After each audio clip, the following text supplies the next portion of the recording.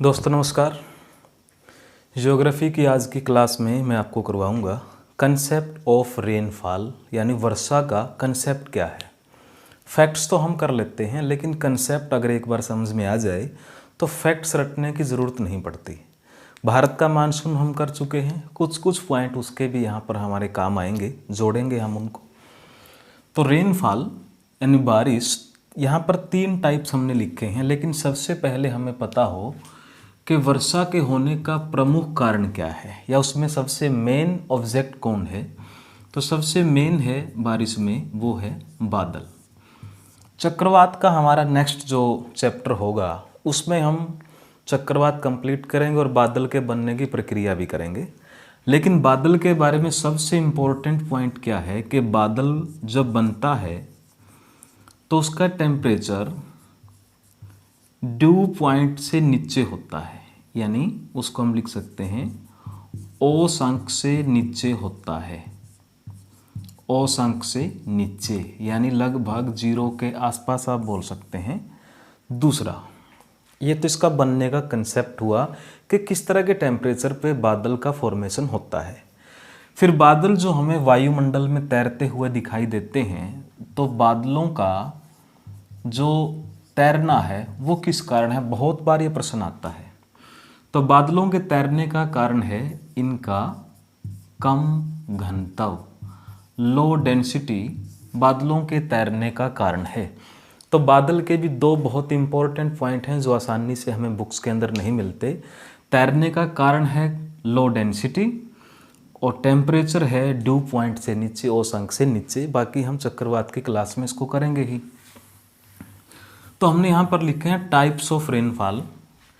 तो सबसे पहले है संवहनीय वर्षा। संवहन को हम बोलते हैं कन्वेक्शन या कन्वेक्शनल रेनफॉल। पर्वतकृत को हम बोलेंगे ओरोग्राफिक, ओरोग्राफिक रेनफॉल। और चक्रवाती को हम बोलेंगे साइक्लोनिक या फ्रंटल रेनफॉल। फ्रंटल रेनफॉल बहुत इंपॉर्टेंट कंसेप्ट हम यहाँ पर करेंगे। तो हम 1 बाय 1 स्विच ऑन करते हैं इनको। सबसे पहले हम संवहनीय ही कर लेते हैं। कन्वेक्शनल या आप केवल संवहन का कंसेप्ट करेंगे। संवहन शब्द यही हमें मत समझना चाहिए कि संवहन केवल वर्षा में ही आता है। संवहन शब्द आगे से कहीं भी आए तो हमें पता लग जाना चाहिए कि व्हाट इज़ कन्वेक्शन। तो संवहन में या संवहन या वर्षा में सबसे पहले क्या होगा, यानी पॉइंट इसके हम लिखते हैं। सबसे पहले स्थल यानी जो surface part of the earth, स्थल भाग गर्म होगा। सबसे पहला जो इसमें घटना घटती है, स्थल भाग गर्म होगा। दूसरा, जैसे ही स्थल भाग गर्म होगा तो फिर हवा गर्म होगी। हवा गर्म होगी, और जैसे ही हवा गर्म होगी तो वो गर्म हवा फिर कैसी होती है, हल्की होती है।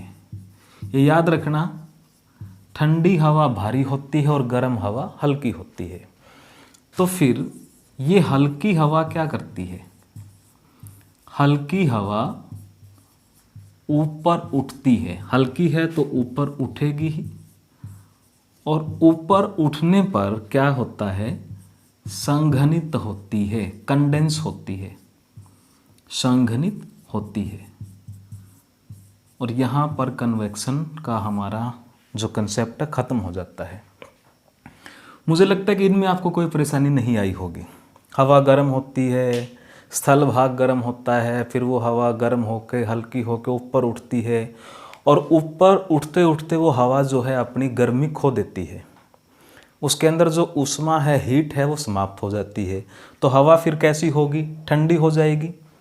हल्की हवा ऊपर उठती है, यानी हल्की होकर ठंडी तो हो ही जाएगी, और फिर वो संघनित हो जाती है। सबसे मेन पॉइंट कंडेंस, और कंडेंस ही आपको समझ में शायद नहीं आया होगा। तो कंडेंस का कंसेप्ट क्या है, संघनन क्या होता है। संघनन सिर्फ यहाँ पर आप देखना कि जब गैस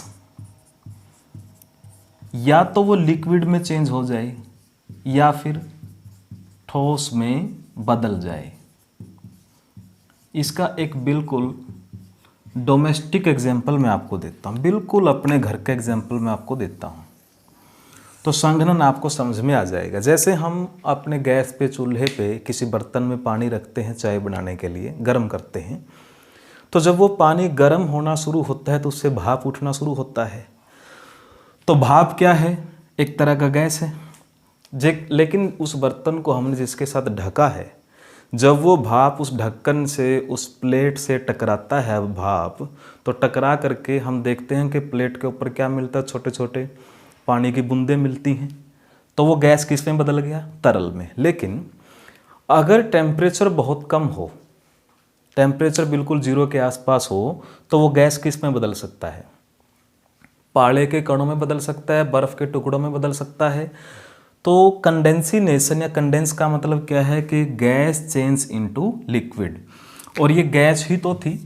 हवा गर्म हुई, हल्की हुई, ठंडी हुई, और फिर क्या हो गई? संघनित। संघनित का मतलब तरल के रूप में, और यही तो हमें चाहिए। तरल यानी पानी के रूप में, फिर वो बूंदों के रूप में नीचे आ जाती है। तो मैं समझता हूँ कि कन्वेक्शन शब्द आपको समझ में आया होगा। लेकिन एक पॉइंट और देखें यहाँ पर, हवा गर्म होगी, हल्की होगी, ऊपर उठेगी, इसमें बहुत टाइम लगेगा। तो जो हमारी कन्वेक्शनल रेनफॉल है, ये हमेशा कब होती है? दिन में 2 बजे के बाद। एक तो ये इसकी खासियत है। दूसरा, बहुत लंबे टाइम भी नहीं चलती, अल्पकालीन होती है, लेकिन जितनी भी होती है वो कैसी होती है? मूसलाधार, यानी मोटी मोटी बूंदों के रूप में होती है। तो ये कन्वेक्शनल रेन का एक कंप्लीट कंसेप्ट है हमारा। ये डायग्राम बना के भी आता है एस्टेट वगैरह में। उसमें डायग्राम क्या बनाता है? एक हवा का डायग्राम ये बनाता है, फिर इसको लिखता है वार्म एयर, हॉट एयर, जो भी है गर्म हवा। फिर वो नीचे आने का कंसेप्ट दिखाता है कि ये कूल एयर है। तो आपको समझ जाना चाहिए कि जब गर्म हवा अल्टीमेटली ठंडी होकर नमी के रूप में नीचे आए, तो वो किसकी बात कर रहा है? संवहन की बात कर रहा है। मैं समझता हूँ कि इतना पॉइंट आपको समझ में आ गया होगा। संवहनीय वर्षा के बाद फिर हमारा दूसरा जो रेनफॉल हमने यहाँ पर लिखा है वो है पर्वतकृत, ओरोग्राफिक। उसके लिए एक डायग्राम हम बना लेते हैं। पर्वतकृत वर्षा किस टाइप से होती है? बहुत ही ज़बरदस्त कंसेप्ट है। एक डायग्राम बनाते हैं, जैसे ये कोई पर्वत की ढाल है और हमारे मानसून की पवनें इस दिशा से आ रही हैं। मानसून मैंने आपको भारत के मानसून में बताया था कि मानसून का मतलब होता है नमी से भरी हुई हवा, उसी को बोलते हैं। अब जब ये मानसून इस साइड से आ रहा है तो ये नमी से भरा हुआ है, भारी है। तो अगर इस मानसून को इस तरफ आना है तो इस पर्वत की ढाल को क्रॉस करना ही पड़ेगा। लेकिन ये इतना भारी है कि इस पानी के साथ ये ऊपर नहीं आ सकता। तो इसीलिए जब ये यहाँ पर टकराएगा तो इस तलहटी यानी बॉटम ऑफ दिस रॉक, इस पर्वत की तलहटी के आसपास के क्षेत्रों में, ये जो हम सीधे निशान बना रहे हैं ये बारिश के हैं, यानी इन क्षेत्रों में क्या हो जाएगी? बारिश हो जाएगी। समझ में आया कि मानसून यानी बादल जो भरा हुआ है नमी से, वो पर्वत की ढाल को क्रॉस नहीं कर पाया, तो इन क्षेत्रों में उसको अपना पानी जो है डोनेट करना पड़ा। तो इसी को हम बोलते हैं ओरोग्राफिक रेनफॉल यानी पर्वतकृत वर्षा। दूसरा पॉइंट आप देखें, जब ये यहाँ पर मानसून हल्का हो जाएगा तो फिर ये इसके ऊपर से आएगा, लेकिन यहाँ तक आते आते मानसून क्या है? कमज़ोर पड़ चुका है। तो इस तरफ जो बारिश है वो कम होगी। कईयों के मन में सवाल आता होगा कि अगर मानसून की पवनें इस साइड से आए तो फिर क्या होगा? इस साइड में बारिश ज़्यादा होगी, इस साइड में कम हो जाएगी। तो पर्वत की ढाल जब मानसून के बीच में आ जाए, उसको आप कह सकते हैं कि वो ठंडी हो जाती है, ऊपर उठती है, लेकिन उसको ऊपर उठने से पहले अपना पानी यहाँ पर गिराना पड़ेगा। तो उसी को हम क्या बोलते हैं? पर्वतकृत वर्षा। अब आप देखें, जो मानसून के बिल्कुल सामने ढाल आ रही है, इसको हम क्या बोलते हैं? पवनाभिमुख ढाल। पवनाभिमुख यानी जो बिल्कुल मानसून की टक्कर में है। और जो मानसून के दूसरे सिरे पे है, जहाँ पर बारिश कम होती है, उसको क्या बोलते हैं हम? पवन विमुख ढाल। यानी इंग्लिश में अगर इसको हम लिखना चाहें तो इसको बोलते हैं लीवार्ड फेस और इसको बोलते हैं विंडवार्ड फेस, यानी बिल्कुल हवा के सामने वाला। तो प्रश्न है कि कौन से फेस पे ज़्यादा बारिश होती है? कौन से फेस पे ज़्यादा होती है? विंडवार्ड फेस पे। यानी अगर मानसून यहाँ से आएगा तो विंडवार्ड ये बन जाएगा और ये लीवार्ड बन जाएगा। तो अगर मानो कि इस तरफ और इस तरफ में अगर गैप 2 किलोमीटर का भी हो, डिस्टेंस अगर 2 किलोमीटर का भी है, तो पूरे साल की बारिश में डिफरेंस बहुत ज़्यादा होगा। हालांकि जगह आसपास हैं, लेकिन कारण क्या है कि मानसून के आने की दिशा ये है, तो ये तो पड़ जाता है विंडवार्ड फेस पे और ये पड़ जाता है लीवार्ड फेस पे। तो इसलिए हमारे भारत में पुणे और महाबलेश्वर के एग्जाम्पल दिए जाते हैं कि वहाँ पर बारिश कम होने का कारण क्या है, या कहीं की भी जगह दे कि डिस्टेंस मात्र 3 किलोमीटर है, बारिश का डिफरेंस बहुत ज़्यादा है, तो कारण हो सकता है जहाँ पर बारिश है वो विंडवार्ड पे पड़ता हो और जहाँ पर बारिश कम है वो लीवार्ड फेस पे पड़ता हो। तो भारत का जो नॉर्थ ईस्ट है वो पर्वतकृत वर्षा के लिए ही जाना जाता है। मानसूनी पवनें उन पर्वतों के पहाड़ियों के बीच में फंस जाती है और उनको अपना पानी वहीं पर गिराना पड़ता है, जो हमारा नॉर्थ ईस्ट है। तो ये था हमारा पर्वतकृत वर्षा। तीसरा हमने लिखा था चक्रवाती, यानी चक्रवातीय वर्षा, या हमने इसको लिखा था फ्रंट। ये कंसेप्ट बहुत इंपॉर्टेंट है। चक्रवात या फ्रंट कैसे बनते हैं?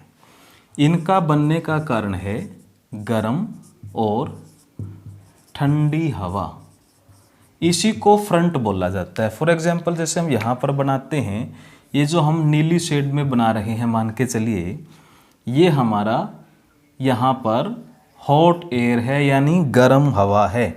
बाकी जो हम नीचे यहाँ पर ब्लैक में बना रहे हैं, ये हमारा कैसा है? ये हमारा कूल एयर है। अब यहाँ पर हमें समझ आना चाहिए, जब ये दो हवाएं जिनको हम बोलते हैं two opposite nature airs when mix together, जब दो विपरीत स्वभाव की हवाएं आपस में मिल जाएं तो उसी को बोलते हैं फ्रंट। फ्रंट को हिंदी में दूसरा शब्द दिया जाता है वाताग्र। बहुत ज़बरदस्त कंसेप्ट है। तो चक्रवात भी यही है, गर्म और ठंडी हवा का मिलना, उसमें प्रेशर क्रिएट होते हैं, वो हम नेक्स्ट क्लास में करेंगे, लेकिन कंसेप्ट यही रहेगा जो हमने यहाँ पर किया है। गर्म और ठंडी हवाएं मिल जाएं तो क्या बनेगा? उससे चक्रवात बनेगा। तो ऐसे जो बारिश होगी उसी को क्या बोलेंगे हम? चक्रवाती वर्षा बोलेंगे, फ्रंटल रेन बोलेंगे। और अब देखें, थोड़ा सा चक्रवात का कंसेप्ट बनाते हैं कि ये बनता कैसे है। दो चीज़ों का स्वभाव आप देखेंगे। जैसे हम लिखते हैं पहले, वाटर का क्या नेचर है, पानी का क्या स्वभाव है। पानी जल्दी गर्म और जल्दी ठंडा नहीं होता, ये इसका स्वभाव है। यानी क्या स्वभाव है?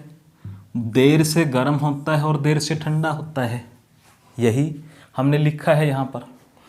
और जो स्थल है, सरफेस है हमारा, धरातल है, वो जल्दी गर्म और ठंडा होता है। यानी स्थल का नेचर क्या है? बहुत जल्दी गर्म और बहुत जल्दी ठंडा होता है। अब आप देखें, जल स्थल कंसेप्ट हमने किया, एक जल्दी गर्म ठंडा हो जाता है और एक जल्दी गर्म ठंडा नहीं होता। अब इसको अप्लाई करें कहाँ पर? समुद्र तट पे।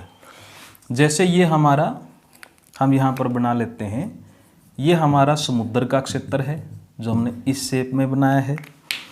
दूसरा, ये हमारा इसके साथ लगता कोई स्टेट है, कोई स्थल है, यानी ये जल, ये स्थल, जल स्थल। अब जैसे ही सूर्य निकलता है तो सोलर रेडिएशन जैसे ही फैलना शुरू करता है, तो ये दोनों आसपास हैं, तो दोनों के ऊपर एक साथ ही सूरज की किरणें पड़ रही हैं। लेकिन स्थल का स्वभाव हमने अभी क्या किया था कि जल्दी गर्म, तो जैसे सूर्य की किरणें इसके ऊपर पड़ेंगी तो ये कैसा हो जाएगा? जल्दी से गर्म हो जाएगा। दूसरा, जल, क्योंकि ये सूर्य की किरणें गहराई तक जाएंगी, उतना गर्म नहीं हो पाता। तो कंपैरेटिवली इसके कंपैरिजन में, स्थल के कंपैरिजन में जल अभी भी क्या है? ठंडा है। तो यहाँ से जो हवाएं चलेंगी वो ठंडी होंगी और यहाँ से जो हवाएं चलेंगी वो गर्म होगी, और जब ये दोनों आपस में मिक्स होंगी तो उसी को क्या बोलते हैं हम, फ्रंट या चक्रवात बोलते हैं। तो एक कंसेप्ट आपको समझ में आता है इसको पढ़ने से। चक्रवात ज़्यादा कहाँ बनेंगे, समुद्र के किनारे ही बनेंगे। चक्रवातीय तूफान कहाँ पर आएंगे, समुद्र के किनारे ही आएंगे। और चक्रवातीय वर्षा ज़्यादा कहाँ पर होगी, वो समुद्र के किनारे ही होगी, क्योंकि वहाँ पर हर रोज़ ठंडी और गर्म हवाएं बनती रहती हैं, जिनके मिक्स होने से चक्रवातीय वर्षा होती है। तो भारत के जो तटवर्ती इलाके हैं, केरल, कर्नाटक, महाराष्ट्र, गोवा, आंध्र प्रदेश, उड़ीसा, तमिलनाडु, ये जो हमारे तटवर्ती इलाके हैं, वहाँ पर चक्रवातीय वर्षा और चक्रवाती तूफान जितने भी हमने देखे हैं पिछले दिनों में, अभी कितने तूफानों के नाम, कोई फैनी था तो गज था, तो कितने नाम हमने किए, सब तट से ही चले थे। तो अब ये हमने 3 टाइप के रेनफॉल किए, अब हम कर लेते हैं कम और ज़्यादा विश्व में, यानी सर्वाधिक वर्षा कहाँ पर होती है, पूरे विश्व का ये आंकड़ा हम कर रहे हैं। तो सर्वाधिक वर्षा में भारत का महासिनराम और दूसरे नंबर पे चेरापूंजी, दोनों भारत के हैं जो पूरे विश्व में सबसे ज़्यादा बारिश होती है। महासिनराम में 1100 सेंटीमीटर और चेरापूंजी में 1000 सेंटीमीटर। और दोनों हमारे कौन से राज्य के अंदर पड़ते हैं, मेघालय में पड़ते हैं। अब देखिए, पवन पेटियों ने यानी हवाओं ने अपनी दिशा बदली है। कई साल के अंतराल में हवाओं ने अपनी दिशाएं बदल ली। जो हवाएं चेरापूंजी में जाके टकराती थी, वही हवाएं अब कहाँ टकराने लगी हैं, महासिनराम सॉरी, जो गारो खासी जयंतिया की पहाड़ियाँ हैं वहाँ पर ये हमारे पड़ते हैं, खासतौर से जो खासी की पहाड़ी है वहाँ पर। तो महासिनराम में हवाओं का टकराना अब सबसे ज़्यादा वर्षा होती है, यही कारण है। जबकि हम चेरापूंजी बहुत साल तक करते रहे, वो भी था और अभी भी है दूसरे नंबर पे, यानी वहाँ पर ऐसा नहीं है कि बारिश कहीं कम हो गई है, यही पहले सबसे ज़्यादा थी। लेकिन पवनों ने अपनी दिशाएं बदली हैं और महासिनराम की तरफ उन्होंने रुख किया है। तो पिछले 15 साल से हम कर रहे हैं कि महासिनराम, यानी हम मतलब हम उस डाटे को कर रहे हैं, जो भी लोग करते हैं उसको, वो डाटा अब चेंज है। तो महासिनराम, चेरापूंजी, तो ये तो है विश्व में सबसे ज़्यादा वर्षा का। तो सबसे कम वर्षा का भी कर लेते हैं पूरे विश्व के अंदर। तो सबसे कम वर्षा, तो कम वर्षा में हमारा एक दक्षिण अमेरिका के अंदर है, चिली है एक देश जो तांबे के लिए बहुत प्रसिद्ध है, चुक्की कमाटा खान है वहाँ पर, दक्षिण अमेरिका महाद्वीप में चिली। और चिली के अंदर एक जगह है जिसको नाम दिया गया है अटाकामा मरुस्थल, अटाकामा डेजर्ट। ये दुनिया का सबसे शुष्क मरुस्थल है, ड्राईएस्ट डेजर्ट। देखो, हालांकि डेजर्ट ड्राई ही होते हैं, मरुस्थल ड्राई ही होते हैं, तभी तो मरुस्थल है। लेकिन ड्राईएस्ट यानी सहारा मरुस्थल में भी बारिश हो जाती है, सोनोरन में भी बारिश हो जाती है, भारत के थार में भी हो जाती है। ये तो ऐसी जगह जहाँ पर पिछले 15 साल से, यानी 15 साल से वर्षा हुई ही नहीं, एक बूंद यहाँ तक नहीं गिरी है पिछले 15 साल से। और वैज्ञानिकों का मानना है कि आगे भी संभावना है कि बहुत साल तक बारिश न हो, पूरे चांस है। तो चिली का अटाकामा मरुस्थल दुनिया का सबसे शुष्क मरुस्थल तो है ही, पूरे विश्व का सबसे कम क्या होती ही नहीं, हम लिख ही नहीं सकते कितना सेंटीमीटर है। यहाँ पर कोई रेनफॉल पिछले 15 साल से रिकॉर्ड नहीं किया गया है। तो विश्व के सबसे कम और सबसे ज़्यादा वर्षा वाले स्थान हमने यहाँ पर किए। तो भारत में कम वर्षा कहाँ है, भारत का ज़्यादा तो हमने लिख ही लिया, और जो भारत में ज़्यादा है वही विश्व में सबसे ज़्यादा है। तो भारत में सबसे कम वर्षा कहाँ पर होती है, तो भारत में 2 जगह हैं, एक तो है लेह और दूसरी है राजस्थान का जैसलमेर। और लेह लद्दाख का हमारा एक डिस्ट्रिक्ट है, लेह लद्दाख हम बोलते हैं। तो लेह के अंदर जो बारिश है वो 7 से 8 सेंटीमीटर है, और जैसलमेर जो राजस्थान में है थार मरुस्थल से लगता हुआ, वहाँ पर 10 सेंटीमीटर, यानी बहुत ज़्यादा डिफरेंस नहीं है। तो भारत में इन दोनों जगह पे सबसे कम बारिश है। अब यहाँ पर क्या हम बता सकते हैं कि वाई भारत में इन जगहों पे इतनी कम बारिश क्यों है। 3 टाइप का रेनफॉल हमने किया, तो 3 टाइप के रेनफॉल में क्या यहाँ पर एक भी बारिश नहीं पहुँच पाती है? बिल्कुल सच है, यहाँ पर एक भी बारिश नहीं पहुँच पाती है। फॉर एग्जाम्पल, लेह इतने हाई एल्टीट्यूड पे है। दूसरा, लेह का कारण क्या है बारिश कम होने का? एक तो हाई एल्टीट्यूड यानी ऊंचाई, और दूसरा नमी न होना। संवहनीय वर्षा में क्या था? संवहनीय वर्षा में ये था कि जो हवाएं ऊपर उठती हैं, फिर ऊपर उठ के हल्की होती हैं, ठंडी होती हैं, वो अपने साथ बहुत से मॉइस्चर को लेकर के उठती हैं, नमी को लेकर के ऊपर उठती हैं। फॉर एग्जाम्पल, आज जून का महीना चल रहा है, तो जैसे ही बाहर हवा चलती है या हम कपड़े सुखाते हैं तो बहुत जल्दी सूख जाते हैं। हालांकि हवा बिल्कुल सूखी हुई है, ड्राईएस्ट है, बिल्कुल शुष्क है। उसका कारण क्या है? क्योंकि आसपास आजकल नमी नहीं है, कहीं भी बारिश का मौसम आया नहीं है जो कि आने वाला है, खेतों में भी पानी नहीं है, तो हवा कैसी है? शुष्क है। तो अगर उसके रास्ते में कोई नमी आएगी, कपड़े हमने सुखाए या हम गीले हैं, तो वो उस नमी को एकदम से क्या करेगी? एब्जॉर्ब कर जाएगी, उसको अवशोषित कर जाएगी। तो फिर वो हवा गर्म होकर ऊपर उठती है, यानी नमी उसके साथ है। फिर वो जब ऊपर उठ के अपनी गर्मी खो देती है तो फिर नमी ही बच जाती है। लेह लद्दाख में नमी, दूसरा तो यहाँ पे स्थल भाग गर्म ही नहीं होता, तो वो फिर ऊपर उठेगा क्या? हवा वैसे ही बहुत ठंडी है। दूसरा, पर्वतकृत वर्षा की बात की, मानसून चाहिए उसके लिए। पर्वत तो यहाँ पर हैं, पहाड़ियाँ हैं, लेकिन मानसून भी तो चाहिए। इतने हाई एल्टीट्यूड पे मानसून पहुँचता ही नहीं। आप जानते हैं कि सबसे हमारा ऊंचा युद्ध स्थल है चीन और पाकिस्तान की सीमा के साथ लगता हुआ, और चक्रवात तो बनेंगे गर्म और ठंडी हवा के साथ, तो गर्म हवाएं यहाँ चलती ही नहीं। जैसलमेर में तो गर्म हवाएं भी चलती हैं, लेकिन फिर भी बारिश नहीं होती। लेकिन जैसलमेर में जो मरुस्थल है उसमें नमी नहीं है, नमी नहीं है। नमी उठने के लिए चाहिए कि नमी को लेकर के ऊपर उठेगी हवा।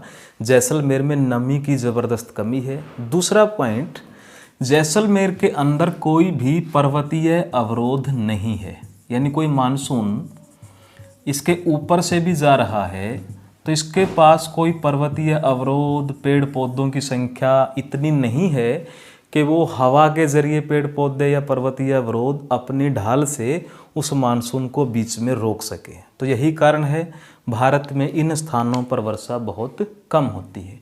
तो भारत के हमने किए कम और ज़्यादा वर्षा वाले स्थान, और हमने उसका रीज़न भी किया कि वहाँ पर बारिश कम क्यों होती है। दूसरा एक पॉइंट और कर लेते हैं हम, जैसे एक होता है महासागरीय वर्षा। तो महासागरीय वर्षा एक ऐसा क्लाइमेट बनाती है जिसको महासागरीय जलवायु बोलते हैं, जो खट्टे रसदार फलों के लिए प्रसिद्ध होता है। तो याद रखना, विश्व का फलोद्यान किसको बोलते हैं?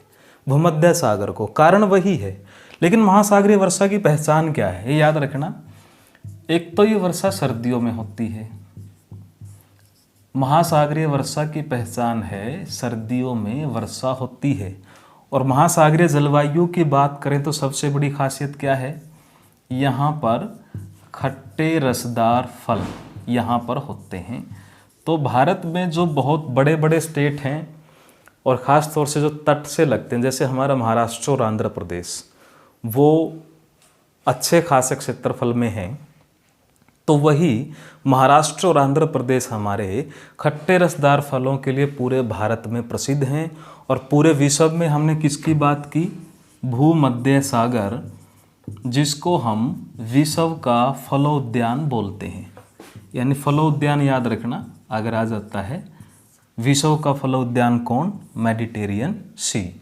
तो ये था हमारा रेनफॉल के बारे में। भारत की अगर हम बात करें, भारत के बारे में अगर पूछा जाए तो भारत में वर्षा 100 से 110 सेंटीमीटर वार्षिक होती है। वो जो भी हमने बारिश लिखी हैं सब वार्षिक हैं, चाहे वो हमने जैसलमेर की लिखी हो चाहे महासिन राम की, ईयरली ही उसको मापा जाता है। तो याद रखना, भारत न तो कम वर्षा वाले में आता न ही ज़्यादा वाले में आता, मध्यम वर्षा है। जबकि हमारे बहुत से स्टेट हैं जो पूरे कम बारिश में आते हैं, जैसे हरियाणा है, पंजाब है, राजस्थान है, हम कम वर्षा वाले स्थान में आते हैं। जबकि हमारे जो नॉर्थ ईस्ट के हैं, हमने मेघालय किया, हम मिज़ोरम करते हैं, असम करते हैं, फिर साउथ इंडिया के हैं, तो वहाँ पर बारिश अच्छी खासी होती है, ठीक होती है। तो ये था हमारा रेनफॉल के बारे में। तो मैं उम्मीद करता हूँ कि आपको ये क्लास समझ में आई होगी और आप जुड़े रहिए। हम कंप्लीट सिलेबस करेंगे और अपने दोस्तों को भी जोड़िए। धन्यवाद।